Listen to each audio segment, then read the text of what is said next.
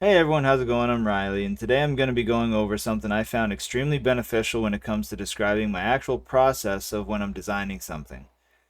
I know whenever you first see time-lapse on TV or something like that, you might think it requires fancy equipment or a lot of technical knowledge when really it's quite simple, and I'm going to quickly go over how you can make a time-lapse to record your design process in both drawing and on the computer. So, just to give you a heads up for later on in the video, we are going to be going over briefly two free programs for time-lapsing your designs on a computer, being OBS Studio and DaVinci Resolve. Both are entirely free programs that I'll also show you how to get. Now, when it comes to doing a general time-lapse, it's actually extremely straightforward if you haven't done it before. I'm just holding my phone in this video, but for my logo design that you saw earlier, I just used a basic arm tripod that you can get off Amazon for 13 bucks. I did mine on a Google Pixel where I just go to the video option and scroll over to the time-lapse option. On Android, it's called time-lapse, and on iPhone, also called time-lapse. The odd Android, it'll be called hyperlapse, but it is the same thing. Now, when you go to the time-lapse option, it'll give you speed options, and you might think that the 120 times will make your video faster and get everything really, really fast. And in a sense, you're not wrong, but the way that it makes it faster is by taking in less images. So for something like this, you're actually going to want to use the 5 times option to get as much detail as possible. Later on, you'll see that you can use the same editing process to change the speed from there in DaVinci Resolve if you wanted it to go faster and still have the same amount of detail. Now, to get DaVinci Resolve, you can literally just type in DaVinci Resolve download into Google and click on the option that says download DaVinci Resolve. It'll ask you to fill out your information because they want to know what kind of people are using their program, and then you just select you're going to be downloading it on your Mac, Windows, Linux, and we're not going to be going over the smartphone option. Then you can do the same thing with OBS Studio, where you can literally just type in OBS Studio download, select the download OBS Studio option, and for this one there's no information and you can just download the installer and download both just the same as you download a program like Zoom or Microsoft Word for your downloads folder. And you can see at the very end here that I close OBS Studio because it's the program I'm using to screen record for this tutorial as well.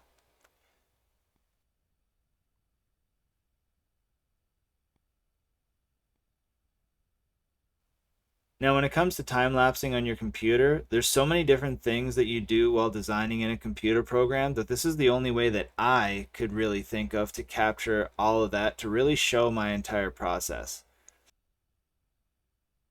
I get kind of scatterbrained and all over the place and put so many different ideas out there that there's really no linear way for me to explain it without showing visually what my mind is doing as I'm working on a design.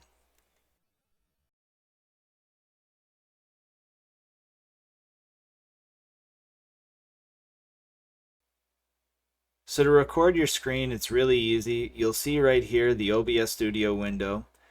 What you absolutely need is to be able to see under sources the display capture option. And if there's anything you want to cut out around the outside easily, you can change the screen right in the program. Then if you don't have display capture, you just click the plus sign under sources and select display capture. You can change the name to something else if you like and hit OK, but since I already have it, I'm just going to hit cancel. To end your recording, you just select stop record, and by default it should save under your Windows video folder that you'll see here where you can rename your file. Then to add it to DaVinci Resolve, you can literally click and drag it right into the timeline.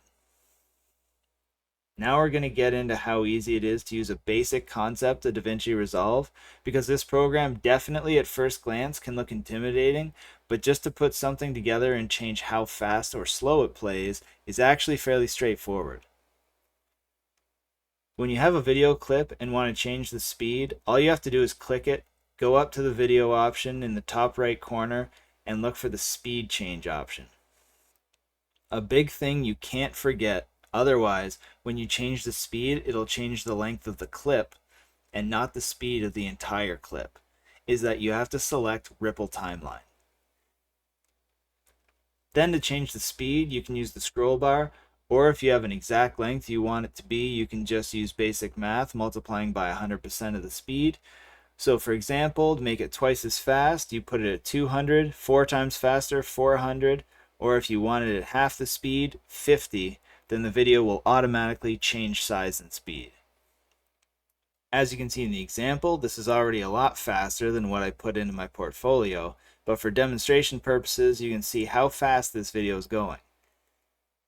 Then for lining up different clips, if you did multiple recordings, again, don't worry because DaVinci Resolve makes it really easy. Make sure that this little magnet on the middle line is selected.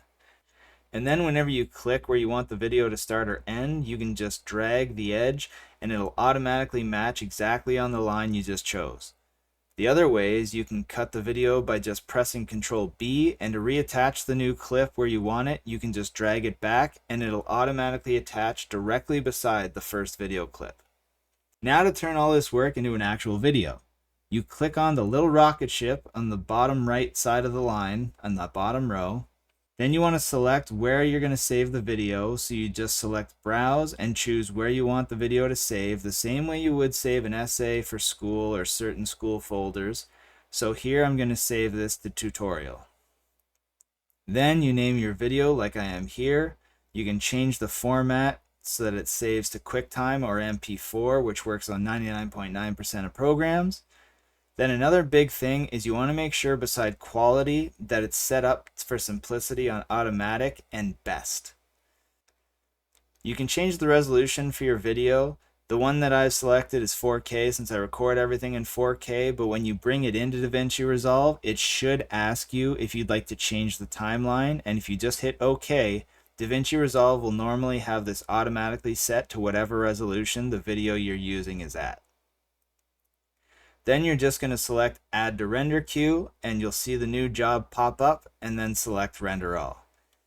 You'll get to see your video in the top as DaVinci Resolve is working through making all your clips into one video file, and when it gets to 100%, you'll be done, and automatically be saved as a regular video file back in your folder that you selected earlier to save it. Then from here, for things like projects or embedding a video into Canva, which is totally a different story, but uploading this video to YouTube is the easiest way to share a link to Canvas or embed a video in a portfolio or however you want to share it to people. For this, you're going to want to go over to the little camera with the plus sign and click Upload Video. Then all you have to do is go to Select File, find the folder that you saved your video in, and then as soon as you select it and hit Open, it'll automatically go into the upload queue. Then you're going to fill out your title. It gives you options for description. And one of the newish things is you have to select whether it's for children or not. So you can just select no.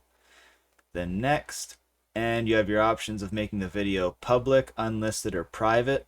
For school stuff, I usually use unlisted because then it just gives you a link that's still available on your profile and you can upload it to the professor, to Canva, to Canvas, embed your videos. But this way it doesn't make it completely public. I know that might have felt like a lot in a short period of time, but those are just some small skills that you can learn to much more easily record your entire design process and share it with your class and professor. Hope this helps somebody at least a little bit, and any one of you enjoys getting to try this out. Thanks a lot.